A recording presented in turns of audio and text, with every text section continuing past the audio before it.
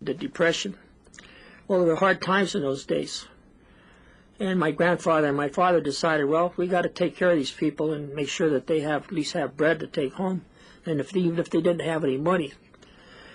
So what we did is we got these little notebooks, round little notebooks, and they were all lined.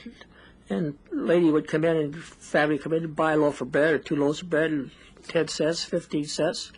And then to have the money, we used to write it in the book. These were people that were mostly fishermen, and their husbands were out, and their sons were out fishing. And there was good times, there were bad times. So if it was good times, we'd collect the money. If it's bad times, well, we didn't collect the money. You have to wait. And a lot of times we didn't collect anything. But we made sure that at least they had bread on the table, you know. Started junior high school. I was 12 years old, and I started to work at the bakery after school. And I worked on weekends. And I mean, every weekend, Saturday and Sunday, you know. And then they always managed to keep me busy, and it was good. I probably didn't like it so much then, but when I look back, it's probably the best thing that ever happened to me, because it kept me off the street and it kept me from getting into mischief, and it taught me responsibility, and they actually taught me the business. I've been in the baking business. I was in for 49 years before I retired, and that's the only business I ever knew.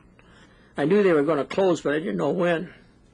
So it was kind of a surprise. My family, my sons, pull a fasting on me the day that the last loaf of bread was going to be baked there. They managed to get me down to the bakery, and the superintendent down there, which I knew real well, my friend, he says, well, this is the last hurrah. He says, we're closing down today. And he says, we're going to take a final walk through the bakery.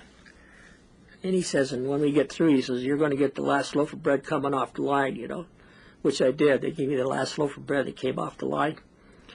And but I managed to get a few extra ones, too.